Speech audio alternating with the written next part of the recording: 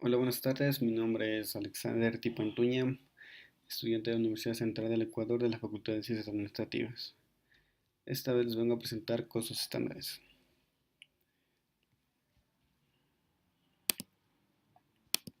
¿Qué son costos estándares?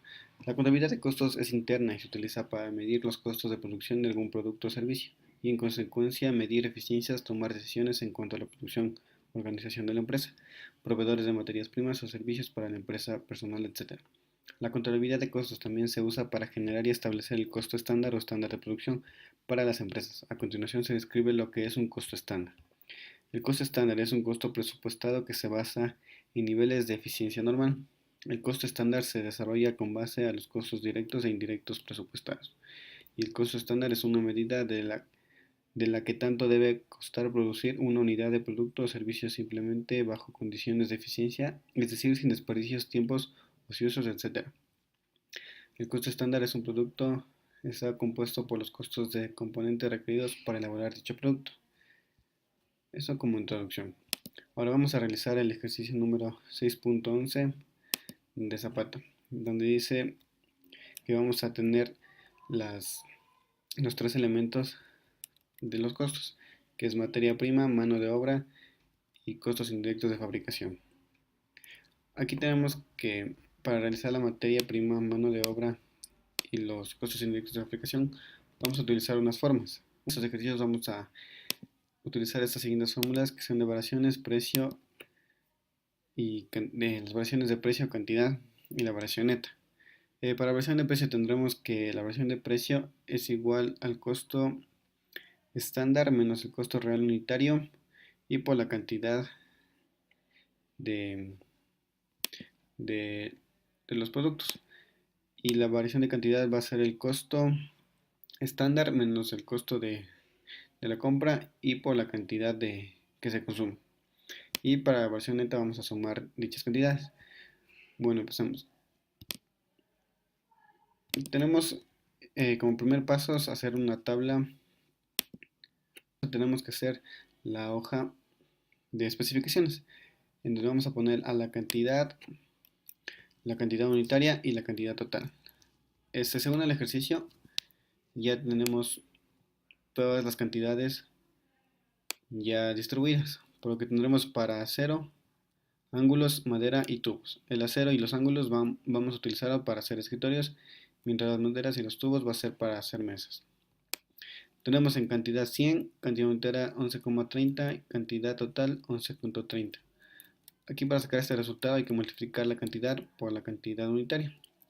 Tenemos que compramos 3.150 a 11, que nos daría un total de 34.650. 3.250 por 11.01 por 3.570.80. El consumo va a ser de 3.200 a un costo de 11,01, nos va a dar un total de 35.229,54 y nos va a dar un inventario final de 50 al costo de 11,01 y que nos va a quedar como resultado 550.46. Aquí en el ejercicio nos pide que al final dejemos un inventario final, así que por esto hay este resultado. Ya, para ángulos tenemos 50 en cantidad a 2.55, que nos da un total de 125,50.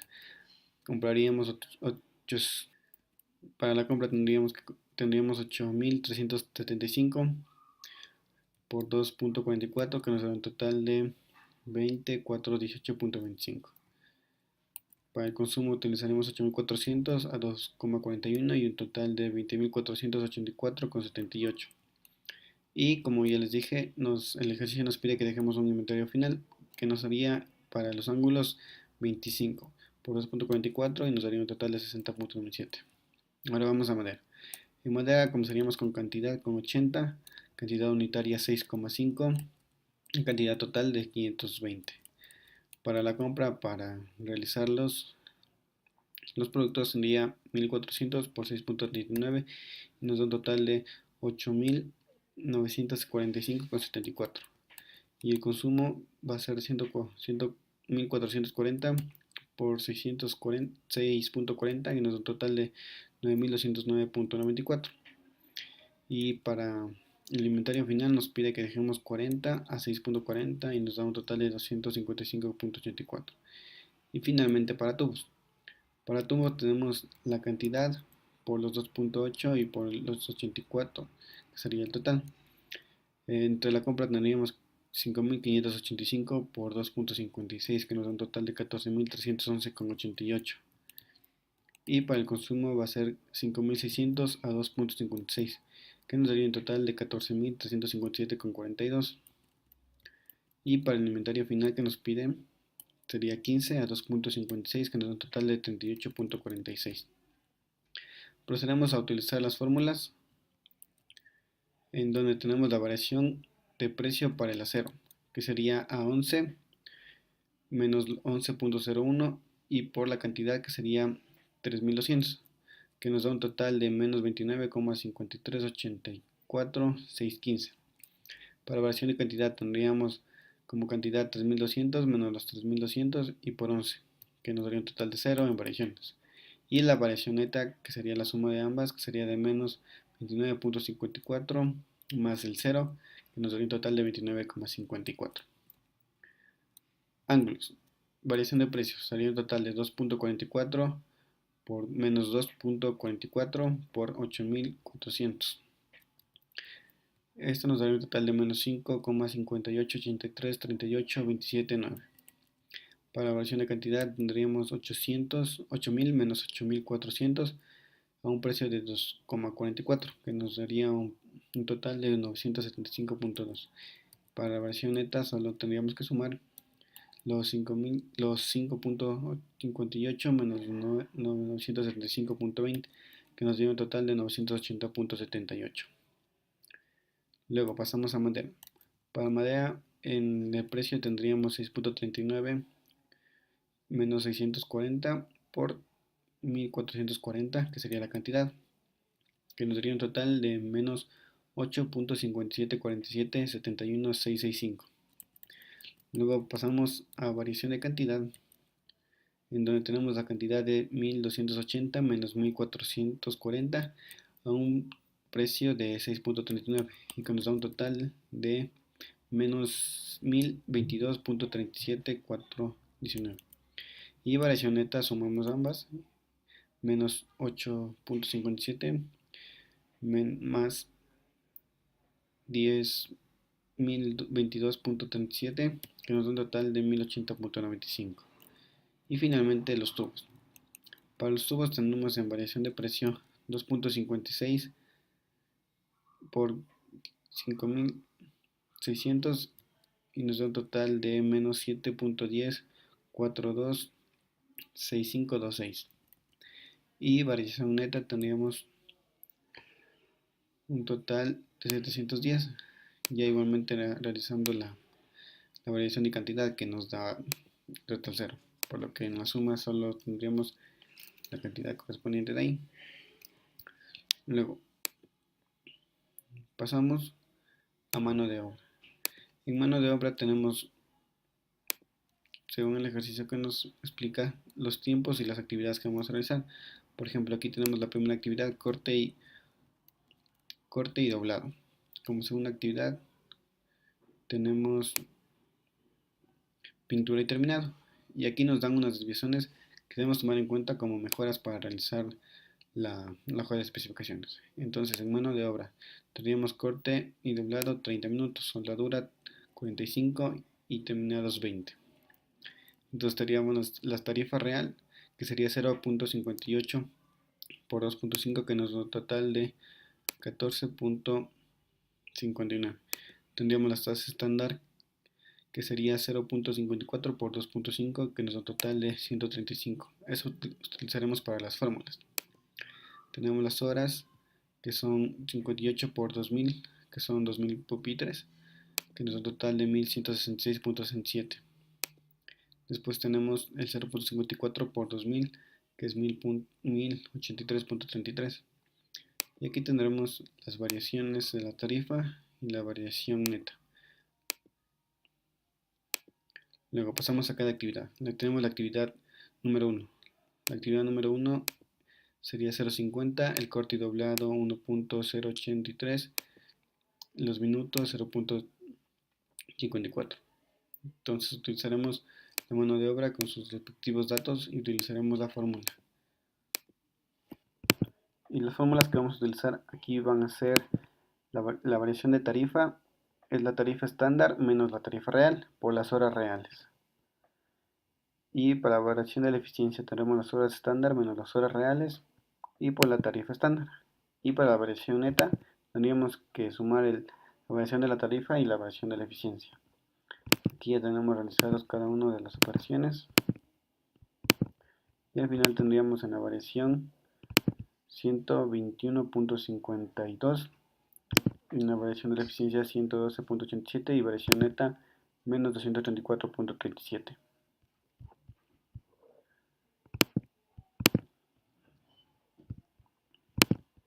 Luego pasamos a la actividad número 2, que es soldadura y pintura con 45 minutos, con una desviación de 5 minutos, que nos da un total de 0.75. Aquí tenemos las cantidades correspondientes.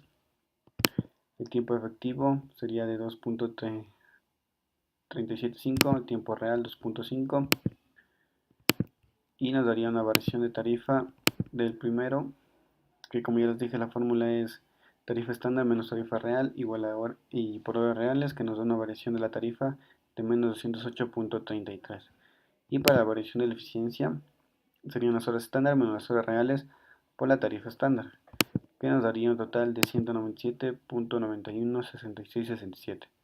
Y al final nos daría una variación neta de menos 406.25. Esto con respecto a la actividad número 2. Luego pasamos a la actividad número 3, que son los terminados con un tiempo de 20 minutos y una desviación de 5. Sacamos el tiempo equivalente, que vendría a ser 0,86.25, el tiempo real, que vendría a ser 0.95833333.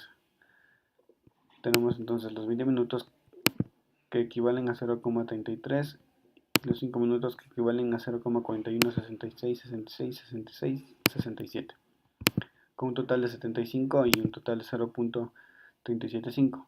Entonces, para la variación de tarifa, aplicando la fórmula, tendríamos un total de menos 79.86 y para la variación de eficiencia tenemos un total de menos 71.87.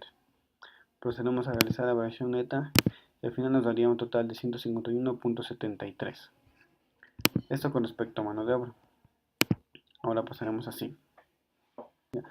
Para realizar la parte de los SIF, el documento, el ejercicio en sí, nos da unas tablas, que esas tablas vamos a utilizar para poder realizar las tablas de especificaciones y las demás. Las fórmulas que vamos a utilizar para las variaciones van a ser